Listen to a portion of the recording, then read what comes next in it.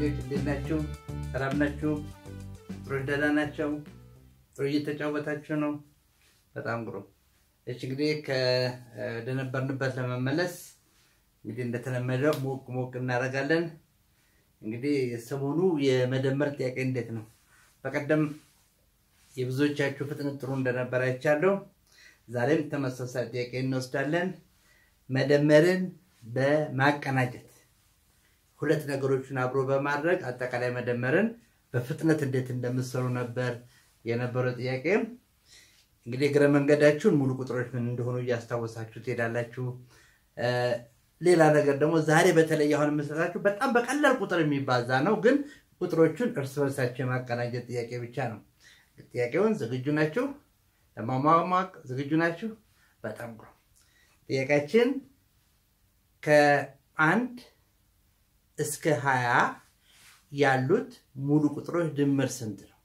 ከ1 እስከ 20 ያሉት ሙሉ ቁጥሮች ድምር ስንት ነው? እኔ ጥያቄውን ስጨርስ እናንተም መልሱን በግማሽ እንደምትሄዱበት እርግጠኛ ነኝ። 10 ሴኮንድ ይቀራል።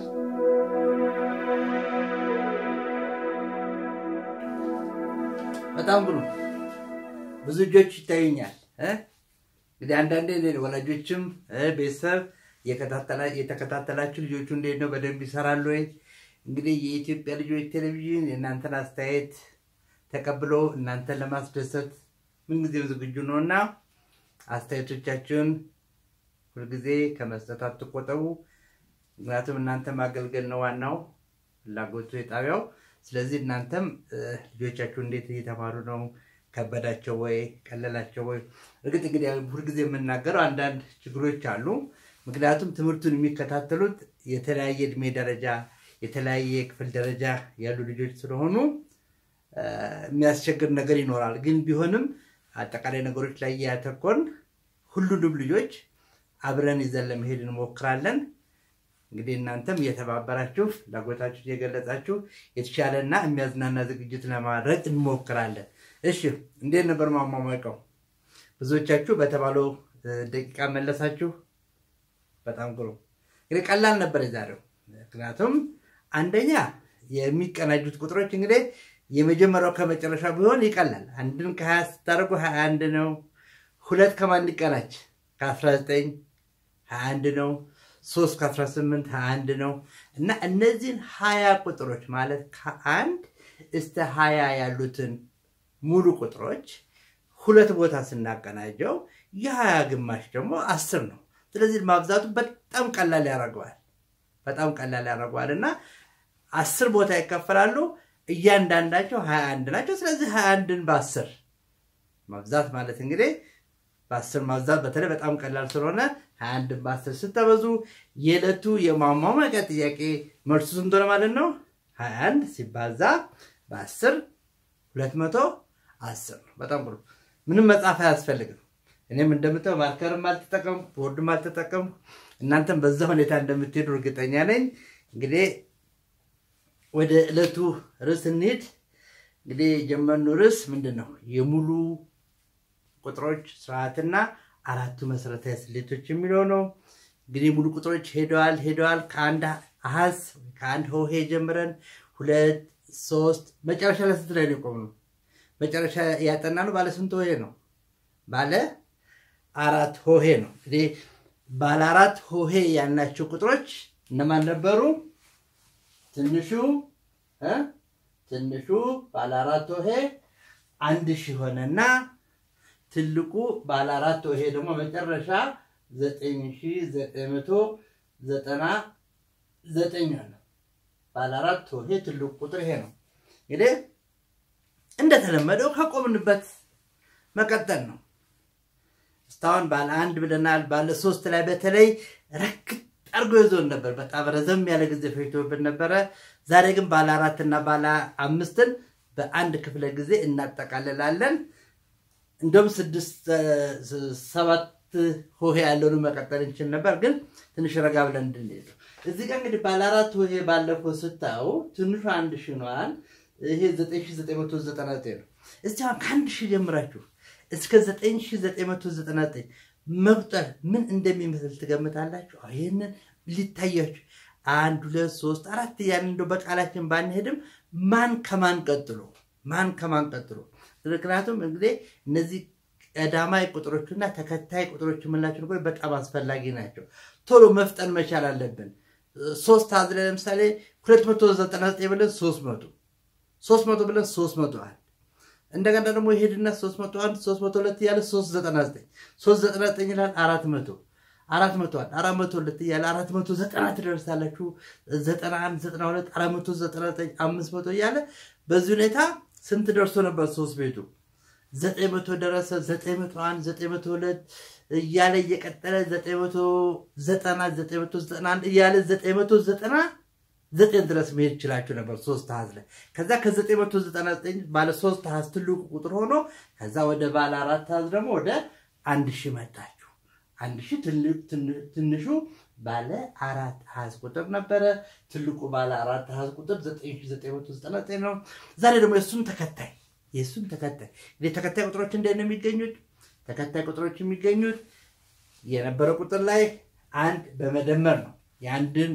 ሙሉ ቁጥር ተከታይ ሙሉ ቁጥር ለማግኘት ሙሉ ቁጥሩ ላይ አንድ መደመር ነው ስለዚህ 9999 ላይ አንድ ስንደምር 9999 ምን ይመስላል 9 ባለ 1000 ነው አይደል 9 ባለ 1000 እና 9 ባለ 100 ሲደመር 9 ባለ 10 ሲደመር 9 ባለ 1 ነበር አሁን ምን ነበር ያረኩት 9999 ምን ነው ያረኩት ተነተንኩት በ10 ቤት ብዜት ተነተንኩትና ቁጥሩ ምን እንደሚመስል ነው ይሄንን በቁጥር ቤት መጻፍ ይችላችኋል ይሄ ቁጥር አባከስ ላይ ቢሰጣችሁ ከአባከሱ ማንበብ ይችላችኋል ይሄንን ቁጥር በፊደል መጻፍ ይችላችኋል እንግዲህ አሁን የሚቀጥለው የዚህን ቁጥር ተከታይ ማግኘት የዚህ ቁጥር ተከታይ ማለት እዚህ ቁጥር ላይ ምን ማድረግ ነው 99 ላይ አንድ መደመር ማለት ነው እንግዲህ አንድ ስደምሩ ምንድነው የሚሆነው እዚህ ጋር 9 ጊዜ 1 9 ነች አንድ ስደምሩባት 10 ትሆናለች እዚህ ጋር 10 ስትሆን ደግሞ 9 10 የነበረውን ምን ታደርጋለች እሷ ራሷ 0 ትሆንና ይሄኛውን 10 10 ታደርጋለች ይሄ ደግሞ 0 ሆነና ይሄን 10 100 ያደርገዋል 10 100 ማለት 1000 ነው ይሄኛው ደግሞ እንደገና እዚህ ላይ 9 ሺዎችን 1000 ስናመጣበት 10 ሺዎች ይሆናል ስለዚህ የ9999 ተከታይ የሚባለው ማን ነው 10 ሺህ ነው የ9999 ተከታይ 10 ሺህ ነው እና እንደለመደው ደግሞ 10 ሺህ ባለ ስንት ሆሄ ሙሉ ቁጥር ነው 1 2 3 4 5 10 ሺህ ባለ 5 ሆሄ ሙሉ ቁጥር ነው ስናነበው ምን ብለን ነው የምናነበው ይሄን 10 ሺህ እንግዲህ ባለፈው እንዳየነው ቁጥሮቹን ስናነብ ሁሉ ጊዜ ለማንበብ እንዲቀለን ለመጻፍም እንዲመቸን ስተትም እንዳንሰራ እንግዲህ ቀኝና ግራ እንዳትሳሳቱ ቀኝ ግራ የበልጣል ምልክት ያንሳል ምልክት እንዳይምታጣባችሁ ጊዜ በቃ የራሳችሁ የሆነ የምታስታውሱበት ቀላል መንገድ መፍጠር አለባችሁ ጊዜ ምክንያቱም አንድ ነገር ከተሳሳታችሁ እዚህ አይነት ነገር ላይ ብዙ ነገሮች ላይ ጥሩ አይመጣም ስለዚህ ስተት ላለመስራት የመጨረሻውን ጥንቃቄ ማድረግ መቻል አለባችሁ ስለዚህ ሁሉ ጊዜ ከቀኝ በኩል ጀምራችሁ 3 የቆጠራችሁ እቺ ምልክት ታደርጋላችሁ አይደል እንዴ ምልክት ምንድነው ጊዜ ላይ ኮማ ነው ምንላት እና እቺ ምልክት ታደርጋላችሁ ስለዚህ ሁሉ ጊዜ ለማንበብ ቀላል ይሆናል አሁን እነዚህ ጋር 3ቱ ባለ 3 ሆሄ ቁጥሮች ስለሚሆኑ 3ቱ ባለ 3 ሆሄ ቁጥር ደግሞ የቁጥር ቤቱን ስታዩ 1 ቤት 10 ቤት 100 ቤት ስለሆኑ እንደለመዳችሁ ታነቧታላችሁ እነዚህን ደግሞ ዛሬ 10 ሺህ ብለናል እዚህ ጋር 2 ስትሆን 12 ሺህ ይላል 3 ብትሆን በዜሮ ወጥ 13 ሺህ ያን እንሄዳለን 10 ሺህ እነዚህ ባለ 5 ሆሄ ሙሉ ቁጥሮች የድረስ ይሄዳሉ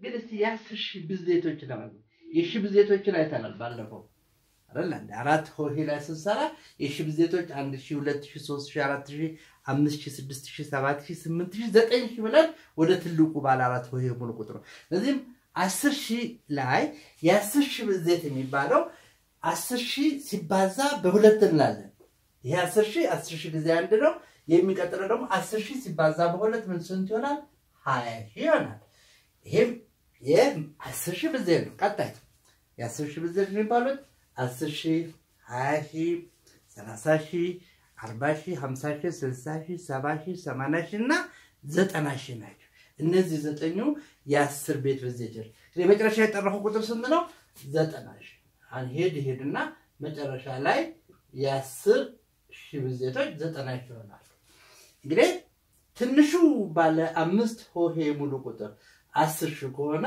ትልቁ ደግሞ እንግዲህ እዚህ አካባቢ እንደሚሆን እርግጠኛ ናችሁ ከልምድ አይደል እንዴ ስለዚህ ትልቁ ባለ 5 ሆሄ ሙሉ ቁጥር ማን ይሆናል እዚህ ይሄድን መጣን እዚህ ጋር የምናገኘው ማን ነው 99999 ትልቁ ባለ 5 ሆሄ ሙሉ ቁጥር ነው ትልቁ ባለ 5 አንድ ቅድም እዚህ ጋር እንዳደረግነው እዚህ ላይ አንድ ቁጥር ብንደምር ልክ ይሄንን ሂደት እንደግምና ወደ ባለ 6 ሆሄ ሙሉ ቁጥር እንላለን እና የ99999 ተከታይ ማን ነው ማለት እዚህ ቁጥር ላይ አንድ መደመር ማለት ነው አንድ ስንደምር ስንት ይመጣል 100000 አሁን ደግሞ 100000 ምን ይሆናል 100000 ትንሹ ባለ 6 ሆሄ ሙሉ ቁጥር ይሆናል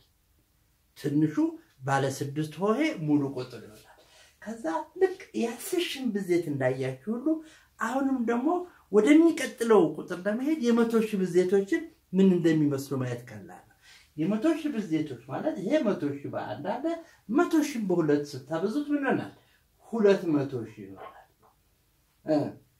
ከዛ 300000 400000 500000 600000 700000 800000 900000 እነዚህ ምንድናቸው የ100 ቤት ብዜቶች ናቸው እንግዲህ ብዜት የሚለው ነገር ብዙ ነገር መጣ አሁን እዚህ ጋር የ10000 ብዜቶችን አየን 1 2 3 4 0 አለው 20000 አየን 20000 4 0 አለው እዚህ ጋር ደግሞ የ100000 ብዜቶችን አየን 200000 ስንት ዜሮዎች አሉት ስንት ዜሮዎች አሉት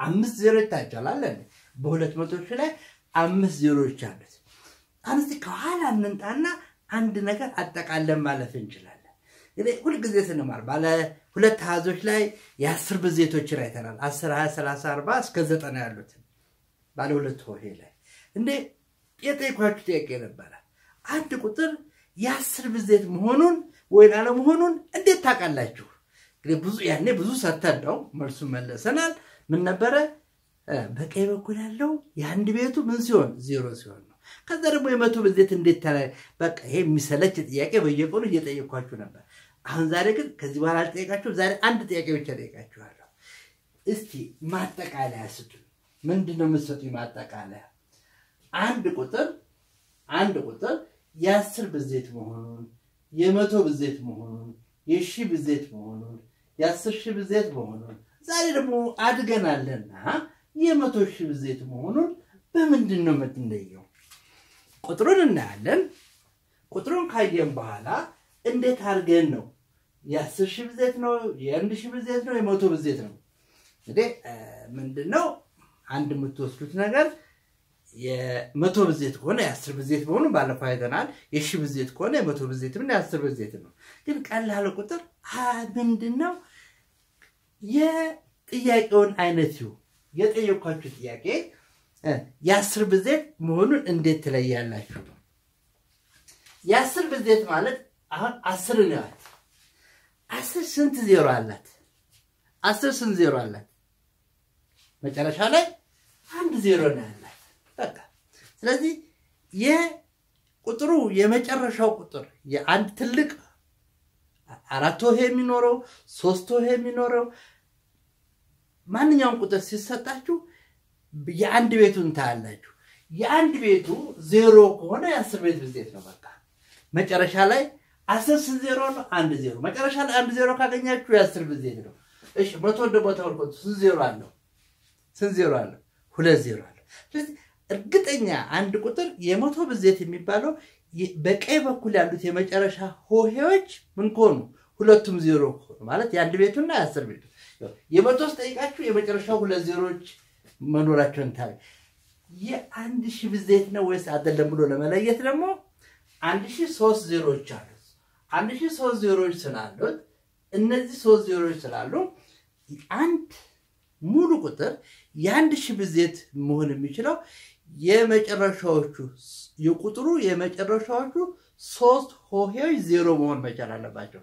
አንድ ሺህ እና በዚህ ሁኔታ አንድ ቁጥር የመቶ ሺህ ብዜት መሆኑን ለማየት የቁጥሩ የመጨረሻ ሆሄዎች ስንት ዜሮ መኖር አለበት? 1 2 3 4 5 የቁጥሩ የመጨረሻ 5 ሆሄዎች በቀኝ በኩል ያሉት ማለት ነው። በቀኝ በኩል ያሉት በተከታታይ 5 ዜሮ መሆኑን ካየን በቀጥታ የመቶ ሺህ ቤት መሆኑን እለያለን ማለት ነው። ይሄ ምንድነው እንግዲህ ቁጥሩን በተለይ ስተነትኑ ያገለግላችኋል እና እንግዲህ ያላችሁ ምንድነው ደግሞ እንግዲህ ያው ብዙ ቁጥር እየተማራችሁ ስትሄዱ ሁሉ ጊዜ ከኋላ ያለው በደንብ ከሰራችሁ እንግዲህ አንዴም ደግሜም ደጋግሜ የምመላችሁ ምንድነው በተለይ የባለ 3 አሃዝ ላይ ጥሩ ግንዛቤ የፈጠረ ሰው ትንሽ ነገር ነው ዛሬ ትንሽ ነገር ነው የሚፈልገው። እቺ ትንሽ ነገር ፍንጭ ካገኘን አሁን ከዚህም በኋላ መቀጠል እንችላለን። እንግዲህ እንዳያችሁኝ እኔም 3 አሃዝ ላይ 3 4 ክፍለ ጊዜ ነበር የወሰድነው። ዛሬ ግን ባለ 4 አሃዞችንና ባለ 5 አሃዞችን ደፍረን በአንድ ክፍለ ጊዜ ለመስራት እንሞክራለን። ለምን ብዙ ምን አዲስ ነገር አይኖርም። እነዛኑ ነገሮች ነው አሁን 3 ቦታ ተከፍላላችሁ ስል ያው 3ቱ ባለ 3 አሃዝ ስለሆኑ አነባበባችሁም ላይ ሁሉም ነገር ላይ የተማራችሁትን ነገር ነው መልሰን እየደገምን የምንመጣው። ቁጥሮቹ ያደጉ ይመጣሉ ግን ተመሳሳይ ዘዴ ነው የምንጠቀመው። ስለዚህ እንግዲህ የመቶ ሺህ ቤት ብዜት ነው የ10 ሺህ ቤት ብዜት ነው የ10 ብዜት ነው የሚለውን ነገር በቀላሉ አንዱን ቁጥር መለየት ይችላችኋል ማለት ነው። እዚህ ላይ 4 ነጥብ እናደርግና እስቲ አሁን ደግሞ ወደሚቀጥለው እንሂድ። አንድ ቁጥር ተጽፎ ይታያችኋል። ተለቅ ያለ ቁጥር ነው። መጀመሪያ ይሄ ቁጥር ባለ ስንት ሆሄ ነው? ባለ ስንት ሆሄ ነው? እንዴት ነው የምናነበው ነው? መጀመሪያ ይሄ ቁጥር ከዚህ በኩል እየቆጠር ነው 1 2 3 4 5 6 ሆሄ ነው። ለማንበብ ስትፈልጉ ማንኛውም ስራ እዚህ ቁጥር ላይ ለመስራት ቀላሉ ነገር 3 እየቆጠር ምን ምልክት አድርጉ ብያችኋለሁ። እቺ ኮማ ምልክት ታደርጋላችሁ። ከዛ ስለ ቁጥሩ ሙሉ ግንዛቤ ይኖረናል። አሁን ቁጥር ስታነቡ ከዚህ ነው እንግዲህ እዚህ ጋር የሺህ ቤት በሆነው አይታችኋል። የሺህ ቤት አይታችኋል። 3 አሃዝ ቁጥሮች ማንበብ ትችላላችሁ አይደል? 3 አሃዝ ቁጥሮች ማንበብ ትችላላችሁ፣ በፊደል መጻፍ ትችላላችሁ። ስለዚህ አሁን ይሄን ቁጥር ለማግኘት የቁጥር ቤት ሰንጠረዥን በግድ እንግዲህ አንድ ጊዜ እስኪ የ5 ቤትም የ6 ቤትም ዛሬ 2 አዲስ ቤቶችን አይተናል። የነዚህ አዲስ ቤቶችን የቁጥር ቤት ዋጋ ለማየት እንሞክር። እንግዲህ ቁጥር ቤት ዋጋ ለማወቅ እንግዲህ ቁጥር ቤት ሰንጠረዥን ስሩ። የቁጥር ቤት ሰንጠረዥን እንሰራለን። እንግዲህ በቁጥር ቤት ሰንጠረዥ ላይ ምን ነው የምናየው? ይሄ ቁጥር አለ። እሺ የቁጥር ቤት ሰንጠረዥን ሰራችሁት? በጣም ጥሩ። እንግዲህ በቁጥር ቤት ሰንጠረዥ ውስጥ እንግዲህ ቀደም ብለን የምናውቃቸው ቤቶች አሉ። የ1 ቤት አለ፣ የ10 ቤት አለ፣ የ100 ቤት አለ፣ የ1000 ቤት አለ፣ የ10000 ቤት አለ፣ የ100000 ቤት አለ እና የተሰጠውን ቁጥር ከቀኝ በመጀመር በቤቱ አስቀመጥን። ከዛ በኋላ ቁጥሩ በቀላሉ ማንበብ እንችላለን ማለት ነው።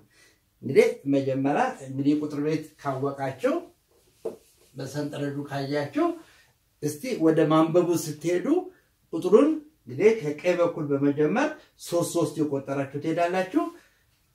ከግራ በኩል 253 አላችሁ። 253827 ብለን ይሄን ነገር በፊደል መጻፍ እንችላለን።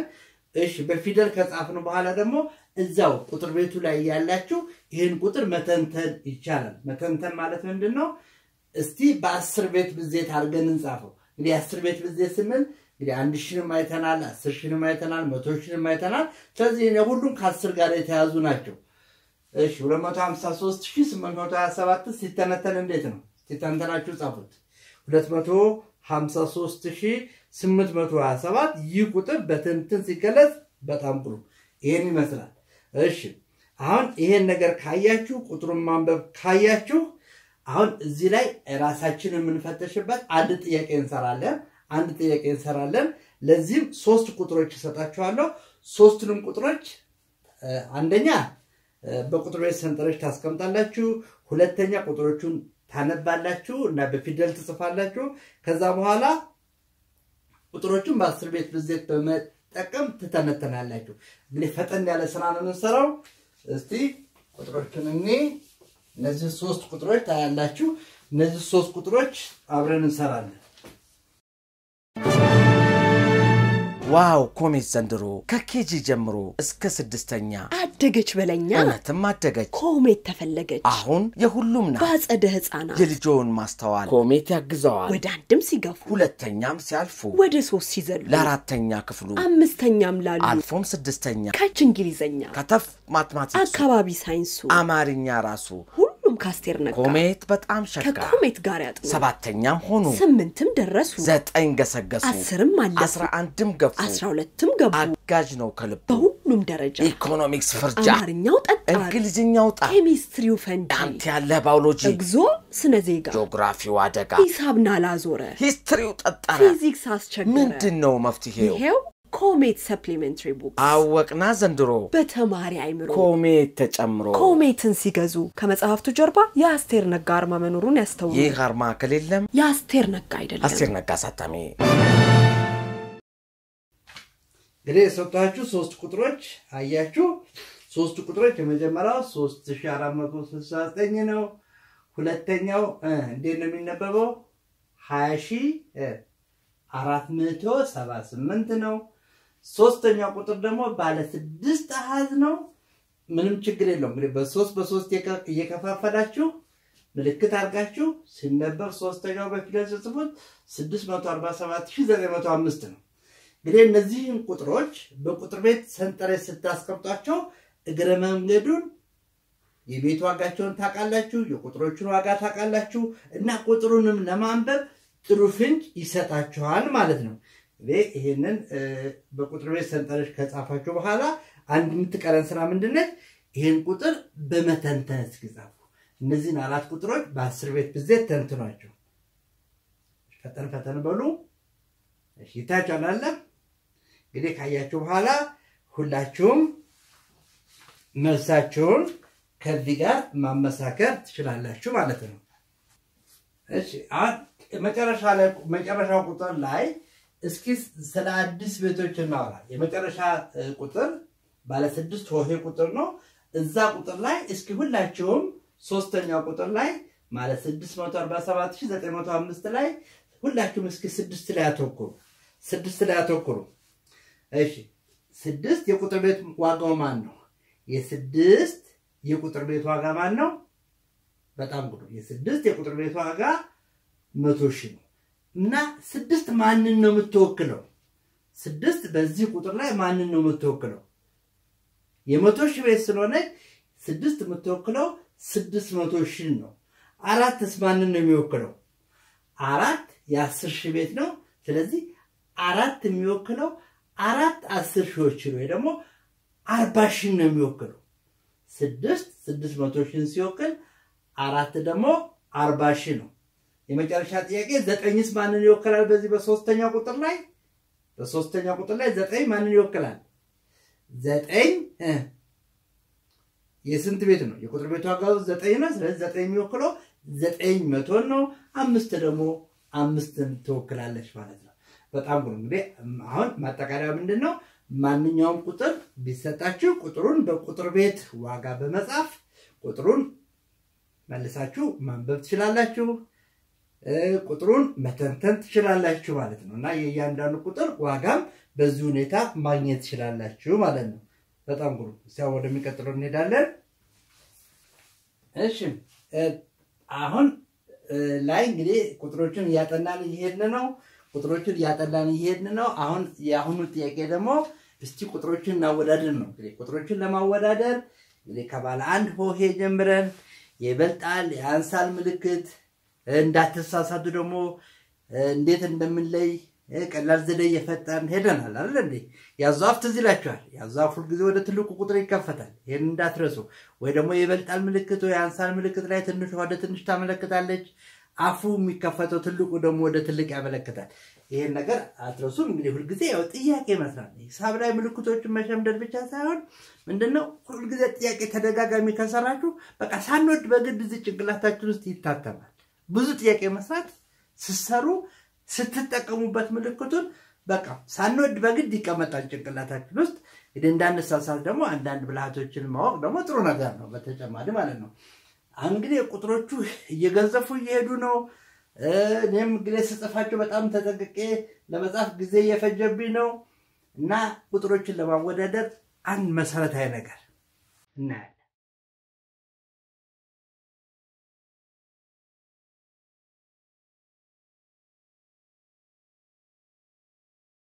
እንደምናየው መጀመሪያ የማወዳደሪያ ነገሩ እንዴት ነው ሁለት ቁጥሮችን ሲሰጠን ይሄ ከዚህ ይበልጣል ማለት የመጀመሪያ ነገራችን ምንድነው ሆሄያቱን እንቆጥራለን አንድ ቁጥር ባለ ስንት ሆሄ ሆሄ ታውቃላችሁ ወይ ባለ ስንት አሃዝም ትዝ ያላለው ደግሞ ዲጂት በእንግሊዘኛ ስንት ዲጂት እንዳላቸው እንቆጥራለን ወይ ስንት ሆሄ እንዳላቸው እንቆጥራለን ወይ ስንት አሃዝ እንዳላቸው እንቆጥራለን ከዛስ ብዙ አሃዝ ያለው ቁጥር በቃ ትልቅ ነው ሁለቱ የተለያየ የአሃዝ ቁጥር ወይ ደግሞ የተለያየ ሆሄ ቁጥር ካላቸው ብዙ ሆሄ ያለው ቁጥር ትልቅ ነው አሁን ባለ አንድ ሆሄ ቁጥር ካለና ባለ ሁለት ሆሄ ቁጥር ካለ በቃ በግድ ባለ ሁለት ሆሄው ከባለ አንድ ሆሄው ይበልጣል ስለዚህ ይሄ መጀመሪያ ነው እኩል የሆሄ ብዛት ካላቸውስ እኩል የሆሄ ብዛት ካላቸው ውድድሩ የሚጀምረው እያንዳንዱን ቤት በማወዳደር ነው በቁጥር ቤት ዋጋቸው እያንዳንዱን ቁጥር ቤት ለምሳሌ ባለ 3 ሆሄ ከሆነ ትልቁ የቁጥር ቤት 100 ነው ስለዚህ 100 ቤቱን አወዳድራችሁ ነበር 100 ቤቱ እኩል ከሆነባችሁስ ወደሚቀጥለው ዝቅተኛ ቤት ወደ 10 ቤት ከዛ ወደ አንድ ቤት ያን መሄድ ነው ስለዚህ እንግዲህ ስናወዳደር ይሄን መሰረታዊ ነገር ማስተላለብን ያው ፈጠን ብለን ውድድሩን ማድረግ እንችላለን እስቲ እንሂድ የመጀመሪያው 6757 እና 16451 ነው የመጀመሪያው 4 ሆሄ ነው ይሄኛው ደግሞ 5 ሆሄ ነው ስለዚህ እንግዲህ ኃይላችንን ጨፍነን እንኳን ማወዳደር አያቅተንም ምልክቱ ወዴት ይወዳል አሁን አፉ ወደ 5 ሆሄ ሆናና ይህ ቁጥር ከዚህ አንሳል ነው በቃ ብዙ አከራከር አይደለም ሁለተኛው ላይ ስንመጣ ይሄም 5 ሆሄ ያለው በቀኝ በኩልም ያለው ቁጥር 5 ሆሄ ያለው ስለዚህ ውድድሩ ከየት በኩል ነው የሚጀምረው ከባለ ትልቁ ቁጥር ቤት ነው 5 ሆሄ ላይ ትልቁ ቁጥር ቤት ይሄ ነው ትልቁ ማለት የ10 ሺህ ቤት ነው እዚህ ጋር አይደል ባለ 5 ሆሄ ማለት 10 ሺህ ቤት ነው ስለዚህ እዚህ ጋር ሁለት አለ እዚህ ጋር 10 ሺህ ቤት ሁለት ነው እኩል ሆነብን ስለዚህ አሁን ምን ይደረጋል ወደሚቀጥለው የቁጥር ቤት እንሄዳለን ከ10 ሺህ ቀጥሎ የሺህ ቤት ነው አይደል እንዴ እንግዲህ የቁጥር ቤት ሰንጠረዥ በጭንቅላት ሊታየን ይገባል በቃ በግድ እኮ ቴብሉን መስራት የለብንም በቃ አንድ ቤት 10 ቤት 100 ቤት 1000 ቤት 10000 ቤት 100000 ቤት ቢኖር እየታየልህ ይገባል እሺ እና እዚህ ላይ ይሄኛው 10000 ላይ እኩል ናቸው ስለዚህ ውድድሩን አሁን በሺህ ቤት እናደርጋለን ይሄኛው 4 ነው ይሄኛው 7 ነው አሁን ውድድሩ በ4 እና በ7 ሲሆን 7 ይበልጣል ስለዚህ ይበልጥ ያንሳል እናደርጋለን 7 እዚህ ሰፈር ስላለች አፉ ወደዚህ ወደ ትልቁ ይከፈታል በቃ አለቀ እሺ አሁን ሶስተኛውን ስታዩት ይሄም ባለ 6 ሆሄ ነው እዚህ ጋርም ያለው ባለ 6 ሆሄ ነው ስለዚህ ከ100000 ቤት ማለት ነው 100000 ቤት ይሄም 5 ነው ይሄም 5 ነው ያልፈናል ወደ 10000 ቤት እንሄዳለን ይሄም 4 ነው ይሄም 4 ነው እዚህ ጋርም እኩል ሆኑ ወደ 1000 ቤት እንሄዳለን አይደል እንዴ 10000 ቤት ላይ እኩል ከሆነ ወደ 1000 ቤት ነው 1000 ቤት ላይ ይሄኛውም 6 ነው ይሄኛውም 6 ነው እንዴት ይሻላል አሁን ደግሞ ወደ 100 ቤት ልንሄድ ነው 100 ቤት ላይ ስንት ነው ይሄኛው 100 ቤት ላይ 9 ነው ይሄኛው ግን 100 ቤት ላይ 2 ነው አሁን ውድድሩ በ9 እና በ2 መካከል ይሆናል 9 ከ2 ስለሚበልጥ አሁን ይሄኛውን የይበልጣል ምልክት እናስገባለን። መጨረሻው ቁጥር ላይ ስንሄድ ባለ 5 ሆሄ ናቸው ሁለቱም። ባለ 5 ሆሄ ትልቁ ቤት ይሄ ነው። 4 የ10 ሺህ ቤት አለ። እዚህ ጋርም 4 የ10 ሺህ ቤት አለ። እኩል ናቸው። የሺህ ቤትም 6 ናቸው። ሁለቱም እኩል ናቸው። የመቶ ቤት 8 እንዴት ነው?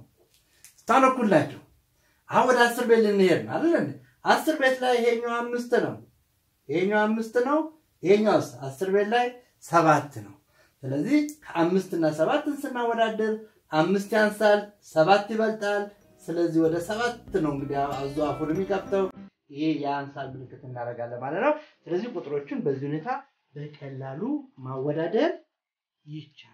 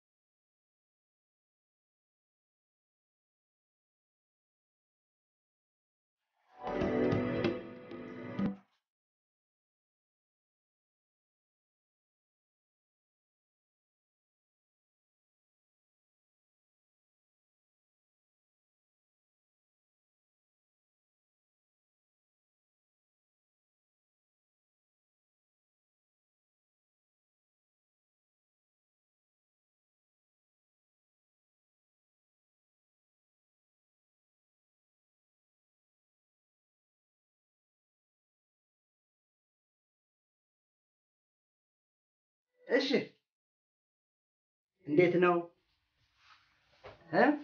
እንዴት ነው ጨዋታ? እንዴት ነው ጓደኞቻችሁ ጋር ጨዋታ እንዴት ነው? ያስቃል?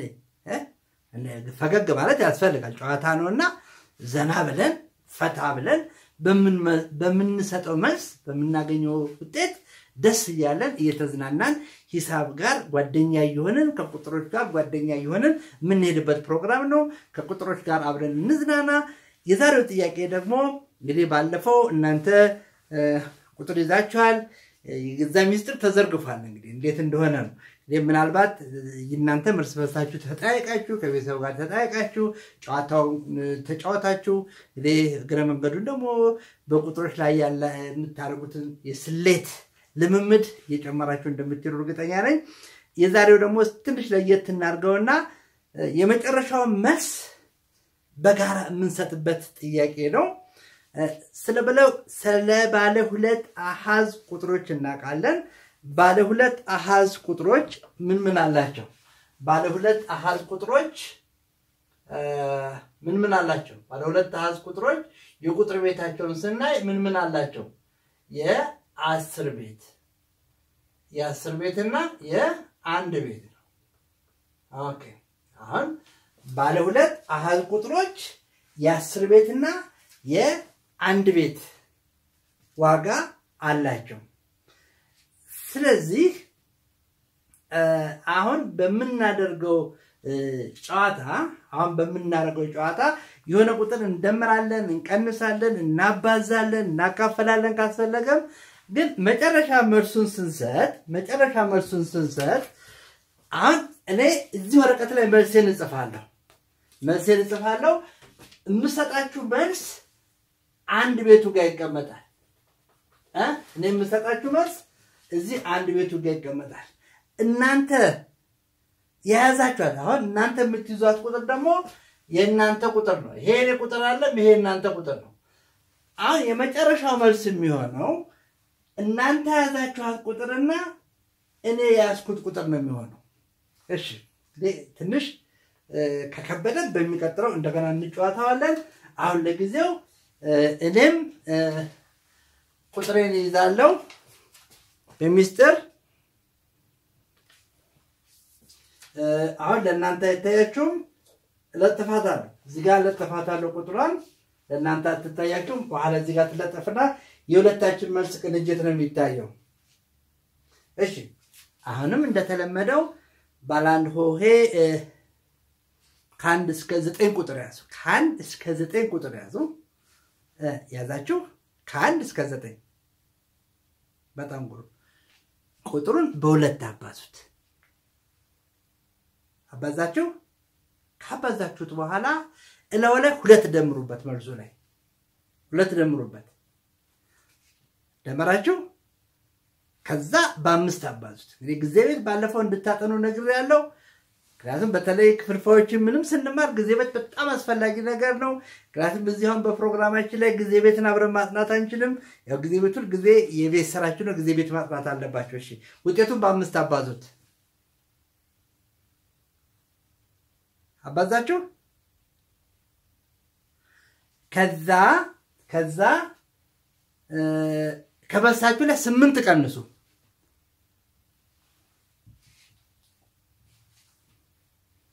8 ቀነሳችሁ አመሳችንን ልንጽፍ ነው መልስ ልናዋጣ ነው 8 ቀንሳችኋል ከውጤቱ ላይ መልስ ልናዋጣ ነው እኔ መልስ ለጥፋለሁ እዚህ ጋር ይሄው መልስ ለጥፍ ያለው 2 እናንተ ደግሞ መልሳችሁን እዚህ ጋር ለጥፉ የቁጥሩ መልስ እሱ ነው በመዋጮ መልሱ ነው ብያችኋለሁ ቁጥሩ ያገኛችሁት የመጨረሻ መልስ ባለ 2 ሆሄ ቁጥር ነው ባለ 2 ሆሄ ቁጥር ነው ያ ባለ 2 ሆሄ ቁጥር እላው ላይ የአንድ ቤቱ 2 ነው የ10 ቤቱ ደግሞ እናንተ ጋር ያለችው ቁጥር ነች መጀመሪያ ያዛችኋት ቁጥር ማለት ነው እና መጀመሪያ ያዛችኋት ቁጥር ነው ይሄ አሁን የመጨረሻው መልስ ነው እሺ ጥሩ ነው እንግዲህ ምን ያህል በትክክል እንደሰራችሁ እርግጠኛ ብሆን ባልችልም እንግዲህ የዛሬው በቁጥሮች ዝናኑ ይሄ ነው ግልጽ ካልሆነ የሚቀጥለው መስኪ ተመሳሳይ ጥያቄ እንሰራና መልስ በመዋጮ እንሰጣለን እሺ ልጆች እንግዲህ አብረን ስለነበርን በጣም አመሰግናለሁ